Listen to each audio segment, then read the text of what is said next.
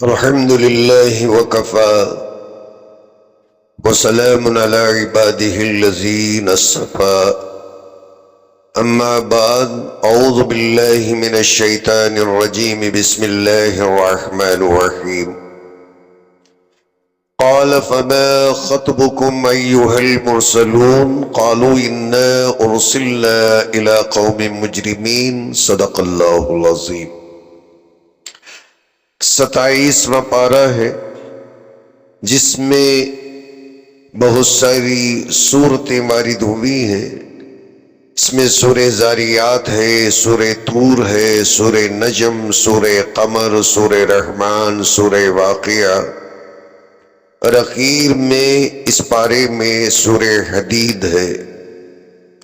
جو آیت میں نے تلاوت کی، اللہ تعالیٰ فرماتے ہیں کہ حضرت ابراہیم علیہ السلام نے ان آنے والے فرشتوں سے دریافت کیا کہ آنے والے فرشتوں آخر ماجرا کیا ہے، تمہاری تشریف آوری کا مقصد کیا ہے؟ قالوا انا ارسلنا الی قوم مجرمین، آنے والے ان فرشتوں نے کہا کہ ہم اللہ تعالیٰ کے مجرم، ظالم، گنہگار بندوں کے طرف بھیجے گئے۔ یہ اصل میں لوط علیہ السلام کی قوم کی ہلاکت کے لیے آئے ہوئے فرشتے تھے۔ اللہ تعالیٰ فرماتے ہیں کہ آسمان سے ان پر پتھروں کی بارش ہوئی، بلکہ ایسی بارش جو قیامت تک پھر نہیں ہوگی، مصومتاً عند ربک للمسرفین، جو نوکیلے پتھر اللہ نے آسمان سے برسائے، تیر کی طرح نوکیلے، مصومتاً ان کے اوپر نشان لگے ہوئے تھے کہ یہ پتھر فلاں ظالم کو لگنا، یہ پتھر فلاں ظالم کو لگنا۔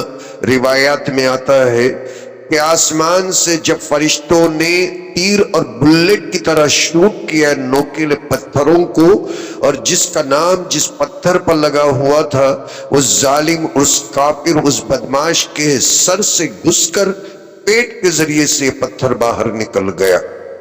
اس طریقے سے ان کا سینہ چر گیا، دل پھٹ گیا، جگر پھٹ گیا، بھیجا پھٹ گیا۔ اللہ نے اتنے دردناک عذاب کے اندر اس قوم کو مبتلا کیا، اور اس لیے کہ یہ قوم اللہ کے نظام کے خلاف بے حیائی کے کاموں میں ملوث تھی۔ یہ صرف شرک ہی نہیں کرتی تھی، بے حیائی کے کاموں میں ملوث تھی۔ نبی علیہ السلام نے ان کو بہت سمجھایا، اور اس کے باوجود بھی یہ نہ سمجھے تو اللہ تعالیٰ نے ان کے غارت گری کا یہ انتظام فرمایا۔ اللہ تعالیٰ حفاظت فرمائے۔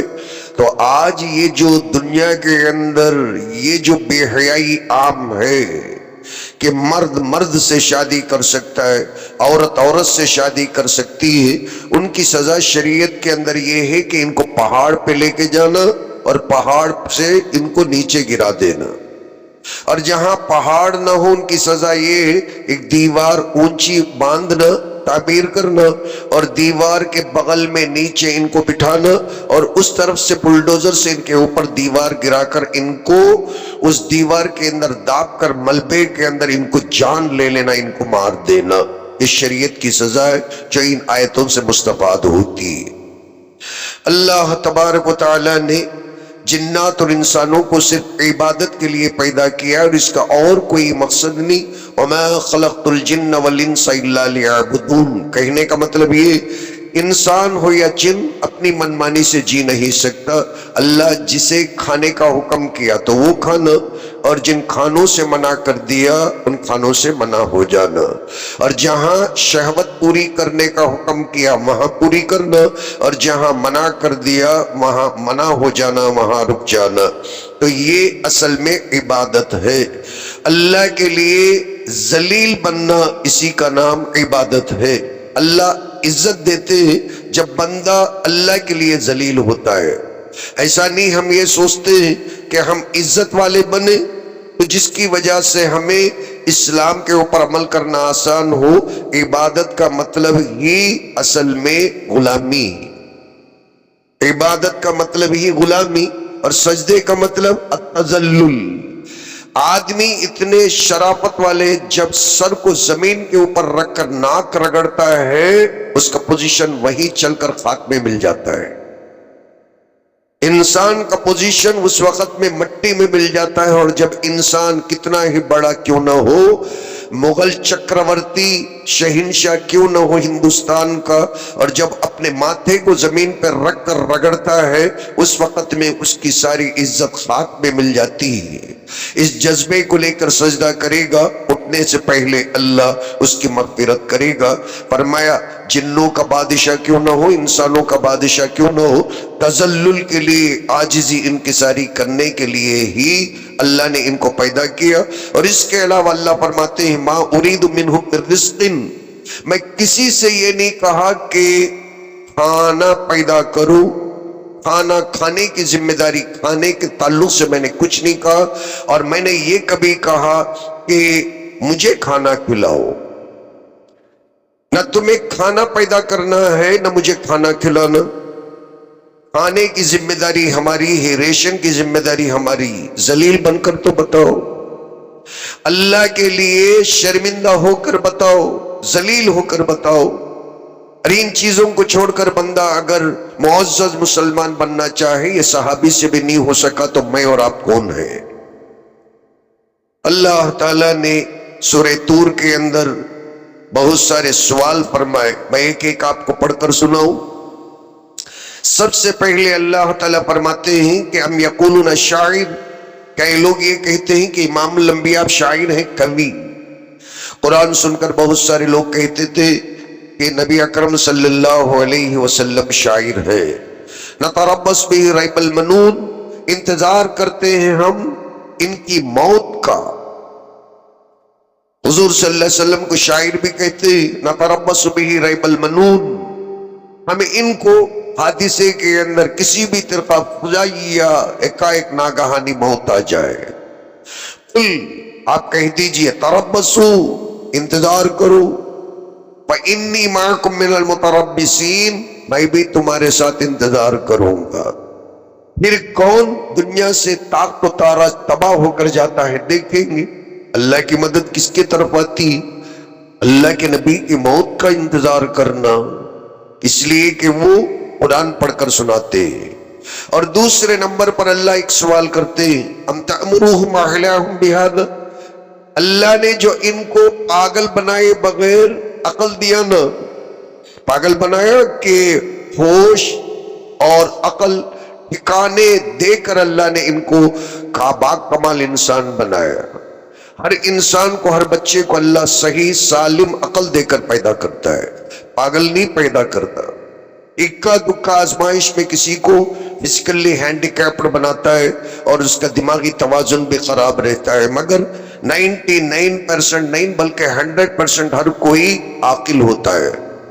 تو اللہ ایک سوال کرتے ہیں مرنے سے پہلے، کیا میں ان لوگوں کو جو عقل دیا، کیا وہ عقل ان لوگوں کو یہی باتیں سکھاتی ہیں کہ اللہ کو انکار کر دو، امام الانبیاء کو انکار کر دو؟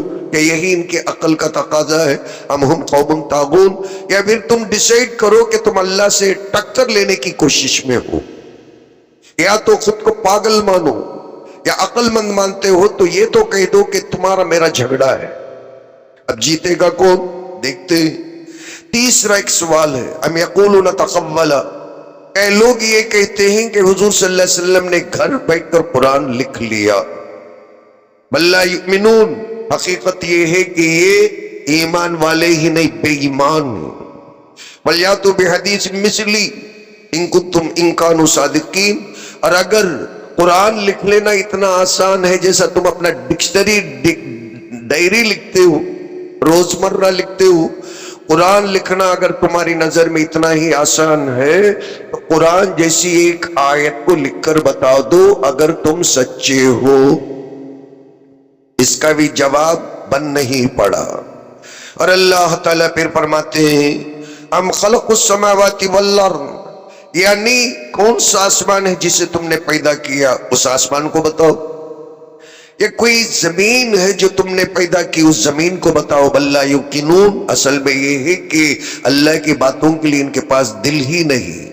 چھٹے نمبر پر ام عندہ خزائن ربک، کہ ان کے پاس ان کے رب کے خزانے، ام ہم المسیطرون، یعنی تو یہ زمین کے خود حاکم بن چکے ہیں۔ کیا ماجرا ہے؟ اللہ کے سارے خزانوں کو انہوں نے سیز کر لیا کہ اللہ کے پاس کوئی پاور نہیں، جیسے ڈپارٹمنٹ والے گڑوز کو لاک کر دیتے ہیں، سیل لگا دیتے ہیں۔ اللہ فرماتے ہیں کیا ان کے پاس اللہ کے خزانوں پر سیل لگا ہوا کہ انہوں نے سیل لگایا؟ یا نہیں تو یہ خود حاکم بنے ہوں گے؟ یہ بھی ڈیسائیڈ کرو، آنے سے پہلے ڈیسائیڈ کرنا۔ ساتویں نمبر پر ایک اور سوال ہے، ام لہم سلم یستمعون لہ، ان کے پاس کوئی لیڈر ہے، سیڑھی، جس سے آسمانوں پر چڑھ کر کان لگا کر سنتے ہیں کہ اللہ کیا بولتا ہے؟ فَلْيَأْتِ مُسْتَمِعُهُمْ بِسُلْطَانٍ مُبِينٍ، جو کچھ کے آسمان پر سیڑھی لگا کر چڑھ کر سنتے ہیں، سنی ہوئی چیزوں کی دلیل کو کیسا سن کر آئیں، مجھے بتائیں کہ اللہ شرک کرنے کی بات کیا ہے۔ آسمان پر چڑھنا، فرشتوں کی گفتگو سننا، اور اپنی مرضی کے مطابق جینے کے لیے کون سا فرشتہ تم سے کہا وہ لکھ کر لے آ کر مجھے بتانا، یعنی جو فرشتہ کہا اسے میرے سامنے لا کر کھڑا کرنا۔ آٹھویں نمبر پر اللہ سوال کرتے ہیں، ام لہ البنات، اللہ کے لیے بیٹیاں، وَلَكُمُ الْبَنُونَ، بیٹا پیدا ہوا تو تمہارا، اور بیٹی ہے تو اللہ کی۔ سارے فرشتوں کو انہوں نے اللہ کی طرف نامزد کرتے ہوئے کہہ دیا کہ سارے فرشتے اللہ کی بیٹی ہیں۔ اللہ نے لعنت نازل کی۔ 90 نمبر پر فرماتا ہے، ام تسألہم اجرا فہم من مغرم مثقلون، اللہ کے نبی کہیں ایسا تو نہیں کہ تبلیغ کرنے پر، قرآن پڑھ کر سنانے پر آپ ان سے پیسے پوچھتے؟ ایسا ہے؟ کیوں کہ جس کی وجہ سے یہ قرآن سن کر بوجھل ہو جاتے ہیں، گراں گزرتا ہے ان لوگوں کے اوپر، نا کیوں کہتے ہیں؟ قرآن سن کر ان لوگوں کے کانوں کے اندر بجائے اس کے رس گلنے کے، ان کے اپنے کانوں کے اندر ایسڈ کیوں گرتا ہے؟ تکلیف کیوں ہوتی ہے؟ درد کا لہر کیوں اٹھتا ہے؟ قرآن سننے کے بعد میں عمل کرنے کے بجائے بوجھ کیوں نظر آتا ہے؟ آپ کہیں پیسے تو نہیں پوچھتے نا؟ اس کا جواب بھی مرنے سے پہلے لے کے آنا۔ ام یریدون کیدن فالذین کفروا هم المکیدون، یا پھر نہیں 11ویں نمبر پر یہ لوگ کوئی برائی چاہتے اللہ اور اس کے نبی صلی اللہ علیہ وسلم کا، بلکہ کافری کرنے والے خود اپنی ذات کے تعلق سے تباہی کی پلاننگ کر رہے ہیں۔ جو بام بچھاتے ہیں نا، وہ اصل میں اپنے گھر میں بچھاتے ہیں، اللہ کے راستے میں نہیں۔ 12ویں نمبر پر اللہ سوال فرماتے ہیں، ام لہم الہ غیر اللہ، کیا انہوں نے اپنے لیے ایک نیا خدا تلاش کر لیا ہے، بنا لیا ہے؟ اللہ کے گورنمنٹ کو کہیں گرا تو نہیں دیا؟ اور دوسرے نئے گورنر کو بنا لیا ہو، سی ایم کو بنا لیا ہو؟ ام لہم الہ غیر اللہ، کیا ان لوگوں کے لیے ایک نیا خدا بن کر انہوں نے بنا لیا ہو اللہ کو چھوڑ کر؟ سبحان اللہ عما یشرکون، اللہ خود بولتے ہیں کہ پاک ہے اللہ کی ذات جس کی یہ لوگ شرک کرتے ہیں۔ یہ 12 سوال اللہ نے کیے۔ اب جواب مشرکوں کو جو اللہ کو نہیں مانتے، قرآن پر عمل نہیں کرتے، قرآن کو اٹھا کر رکھ دیتے ہیں، ان لوگوں کو یہاں جواب تلاش کرنا، یعنی تو قبر میں جانے کے بعد میں جواب دینا۔ اللہ تعالیٰ پھر ارشاد فرماتے ہیں اپنی جلالت شان کے بارے میں، وَأَن لَّيْسَ لِلْإِنسَانِ إِلَّا مَا سَعَىٰ، انسان کو وہی ملنے والا ہے جس کی وہ کوشش کرتا ہے۔ یہ بالکل اٹل بات ہے، اللہ کا فیصلہ ہے۔ بندہ کوشش کیے بغیر اگر بیٹھ کر یہودیوں کی طرح من و سلوہ مانگے، ہماری شریعت کے اندر آج کے ان دنوں کے اندر اللہ آسمان سے طبق اتار کر کھلانے والا نہیں ہے۔ یہ قرآن کی آیت ہے۔ اللہ فرماتے ہیں وَأَن لَّيْسَ، کسی بھی صورت میں انسان کو کوشش کیے بغیر پھل ملنے والا نہیں ہے۔ وَأَنَّ سَعْيَهُ سَوْفَ يُرَىٰ، اور وہ جو کوشش کرے گا وہ بالکل جلد دیکھا جائے گا۔ جو کوشش کرتا نا بندہ، اللہ اس بات کی پرومس کرتے ہیں میں اس کا نتیجہ بہت جلد تجھے بتاؤں گا۔ کوشش کے بغیر بندہ ہاتھ پر ہاتھ دھرے بیٹھے رہے اور سارے کام جو ہے تقدیر سے ہو جائے، یہ اصل میں قدریہ کا مسئلہ ہے، اور جو مسلمان نہیں ہے۔ قدریہ ایک جماعت ہے جبریہ ایک جماعت ہے، اور یہ جبریہ جو ہے وہ اصل میں خود کو مجبور مانتی ہے، اہل سنت والجماعت میں نہیں۔ اور جو 73 فرقے ان میں کی ایک جماعت یہ ہے جن کا نام جبریہ ہے، اور وہ یہ دعویٰ کرتے ہیں اللہ نے ہمارے تقدیر میں جو لکھ دیا وہ ہو کر رہے گا، اب ہمیں نہ نماز پڑھنا ہے، اگر پڑھے ہیں تو نہ دعا مانگنا ہے، دعا مانگ کر کیا فائدہ؟ بات سمجھ میں آئی؟ اللہ نے لکھ دیا کہ تجھے لڑکے ہی ہونا، اب لڑکی کی دعا مانگ کر فائدہ کیا؟ اللہ نے لکھ دیا کہ تجھے بس غلام بن کے جینا، آزادی کی دعا مانگ کر فائدہ کیا؟ تیرے نصیب کے اندر اللہ بھوک لکھ دیا ہے، اب پیٹ بھر کھانا مانگ کر فائدہ کیا؟ کہتے ہیں کہ ہم جبریہ ہیں۔ نبی اکرم صلی اللہ علیہ وسلم نے لعنت کی اور فرمایا، اور پھر یہ آیت میں اللہ فرماتے ہیں کہ وَأَنَّ سَعْيَهُ سَوْفَ يُرَى، بندہ جو کوشش کرتا ہے ضرور بالضرور زندگی کے اندر ہی بہت قریب اللہ تعالیٰ اس کے کوشش کا پھل اسے عطا کر دیتا ہے۔ ثم يجزاه جزاء الاوفى، تو مکمل طریقے سے ناپ تول کر پورا پورا اللہ اسے بدلہ عطا کرتے ہیں، اور جو بندہ کوشش کرتا ہے۔ وَأَنَّ إِلَىٰ رَبِّكَ الْمُنْتَهَىٰ، اور وہ یہ ہے کہ تیرا پہنچ اور تیری پہنچ اور تیری انتہا اللہ تعالیٰ کا دربار ہے۔ کہاں جائے آدمی؟ مرنے کے بعد کہاں جائے گا؟ ہوا اور مٹی میں مل نہیں جائے گا، بلکہ اللہ ہی کے پاس جائے گا۔ اور اللہ فرماتے ہیں خوشحالی ہنسنا تمہارے ہاتھ میں نہیں ہے، اور جو تم کوشش کرو گے اس کے نتیجے کے اندر پھر اللہ تعالیٰ تمہیں ہنسائے گا۔ وَأَنَّهُ وَأَضْحَكَ، ہنسانے والی ذات کون ہے؟ اللہ کی۔ کب؟ اور جب کہ بندہ کوشش کرے۔ وَأَبْكَى، اور رلائے گا بھی اللہ تعالیٰ ہی، اور اس کے کوشش کے بدلے میں یا تو وہ روئے گا یعنی تو ہنسے گا۔ وَأَنَّهُ وَأَمَاتَ وَأَحْيَا، اور وہی پروردگار ہے جو انسان کو یا تو موت کے گھاٹ سلا دیتا ہے یا پھر نہیں تو اسے زندگی عطا فرماتا ہے۔ یہ ساری چیزیں انسان کو اپنی کوشش سے حاصل ہوتی ہیں، اور اللہ تعالیٰ نے ارشاد فرمایا۔ اللہ تبارک و تعالیٰ قرآن کی فضیلت بیان کرتے ہیں اس لیے کہ سورہ رحمان ہے، بڑی فضیلتوں والا سورہ۔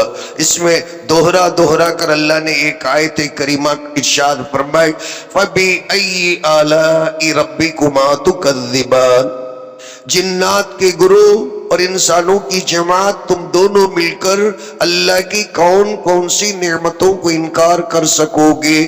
یہ بار بار اللہ نے سوال کیا تو بار بار بندے کو جواب دینا پڑے گا۔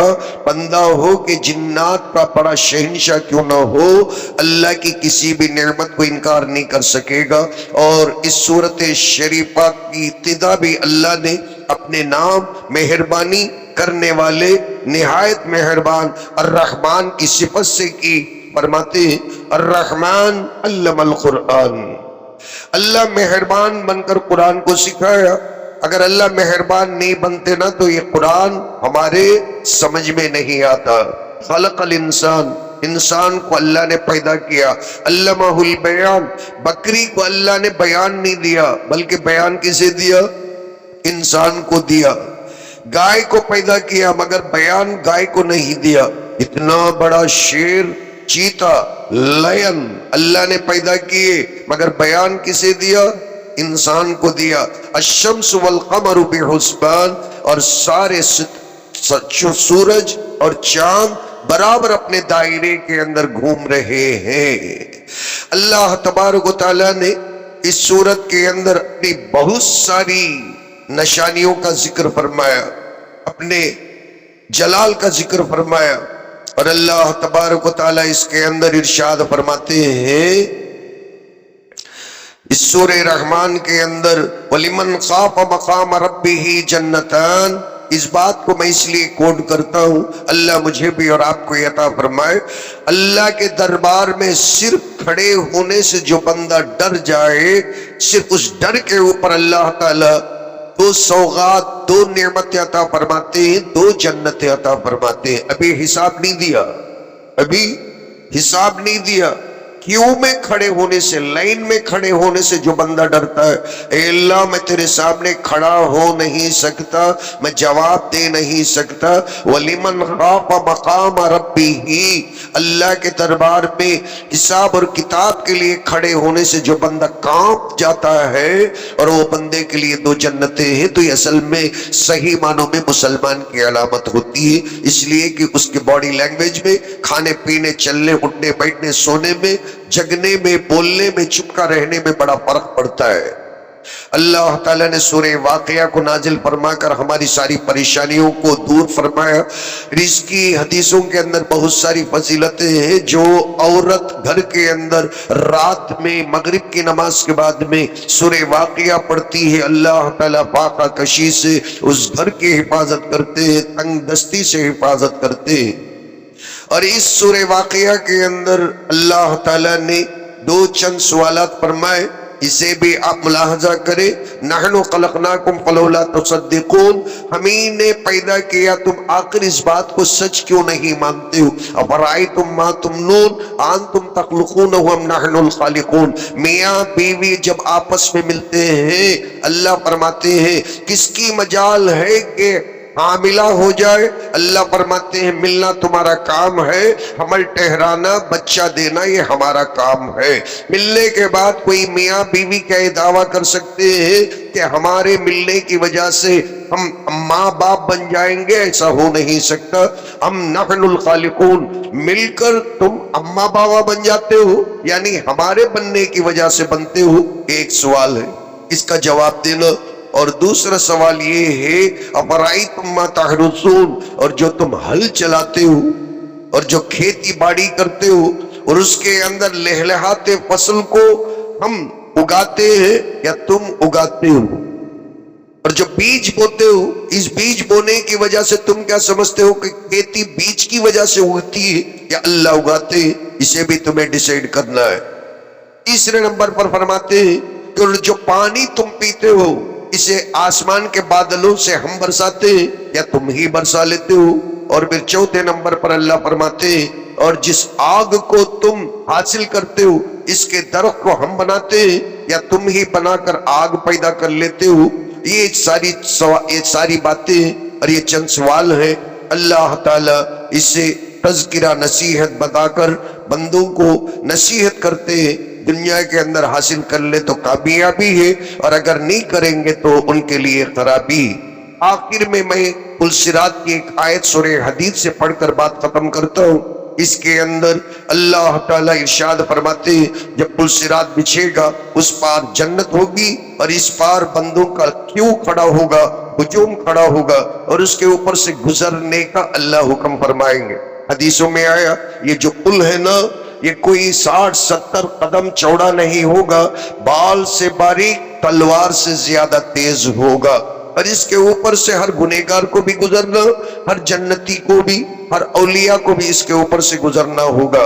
और जब इसके ऊपर कदम रखेंगे तो उसकी कैफियत क्या होगी, अल्लाह ताला यहाँ फरमाते हैं यौम तरल मुमिनीन वल मुमिनात यस्आ नूरुहुम बैना ऐदीहिम, नीचे खवलता हुआ दोज़ख है और उसके अंदर से जो धुआं निकलता है और उस धुएं की वजह से पुलसिरात सही तरीके से बंदे को नजर नहीं आता, इसलिए कि बिल्कुल तारीकी छाई हुई होती है। और ऐसे में मुसलमानों के बारे में अल्लाह फरमाते हैं मुसलमान जैसे पुलसिरात पे कदम रखेगा ना बिस्मिल्लाह कहकर, ईमान की वजह से टार्च, एक नूर निकलेगा, उस नूर की वजह से उसे पुलसिरात नजर आएगा। अब ये पुलसिरात से अल्लाह का नाम लेकर फिर वो चलते जाएंगे। अल्लाह फरमाते हैं आगे भी रोशनी, दाएं भी रोशनी, बाएं भी रोशनी। मुसलमान के ईमान और अमाल की वजह से पुलसिरात रोशन हो जाएगा, जैसे 14वीं की रात यानी तो नीम रोज की तरह, जैसे 12 बजे सूरज सर पे हो तो जिस तरीके से रोशनी फैलती है, और तो इस रोशनी के साथ ये लोग आगे बढ़ते जाएंगे। और जैसे जैसे आगे बढ़ते जाएंगे बाज लोग कदम रखने से डर जाएंगे। वयौम यक़ूलुल मुनाफ़िक़ून वल मुनाफ़िक़ातु लिल्लज़ीना आमनू उन्ज़ुरूना नक़्तबिस मिन नूरिकुम, अब कोई दोस्त होगा उसे पुकारेगा, कहेगा अब्दुल्ला जरा रुक जाना, मैं तेरा दोस्त हूँ, اور وہ پلٹ کر دیکھے گا کون؟ ارے تو میرا ساتھی کیوں؟ کہے گا کہ میں قدم رکھتا ہوں تو ٹارچ نہیں آتا ہے، روشنی نہیں آتی، اور مجھے کچھ بھی دکھائی نہیں دیتا ہے، بلر نظر آتا ہے۔ آنکھ کے پھاڑ پھاڑ کر دیکھے گا، اسے پل صراط نظر نہیں آئے گا، نیچے جہنم نظر آئے گا۔ وہ کہے گا کہ پلیز ذرا کھڑے ہو جانا، ذرا رک جانا، ہاتھ دینا، تیرے پیچھے سے آ جاؤں گا، اس لیے کہ تیرے پاس لائٹنگ ہے۔ نقتبس من نورکم، تمہارے اپنے لائٹنگ سے میں فائدہ حاصل کروں گا، روشنی ملے گی، راستہ نظر آئے گا۔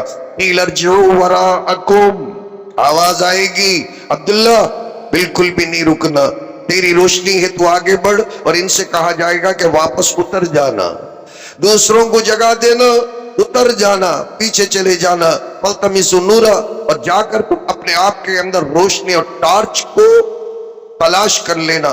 وَضُرِبَ بَيْنَهُمْ بِسُوَرٍ، یہ باتیں ہی ہوتے رہیں گی۔ اللہ تعالیٰ مسلمانوں کے درمیان میں، کافروں کے درمیان میں حجاب کو، ایک چادر کو تان دیں گے، اور اللہ فرماتے ہیں ایک طرف اس کے رحمت کی روشنی ہوگی اور دوسرے طرف جہنم کا عذاب ہوگا۔ جیسے ہی اللہ حجاب کو دونوں کے درمیان میں پیدا کریں گے، مسلمان گزر جائیں گے، اور اندھیری کے اندر قدم کہاں رکھنا ڈگمگا کر پتہ نہیں، کٹ کر سارے کافر، مشرک، بے ایمان جہنم رسید ہو جائیں گے۔ یہ پل صراط کا قصہ ہے جو اللہ نے قرآن کے اندر بیان فرمایا، اس لیے الصراط حق، پل صراط سے گزرنا باقاعدہ اللہ تعالیٰ نے فنڈامنٹل بنایا ہے۔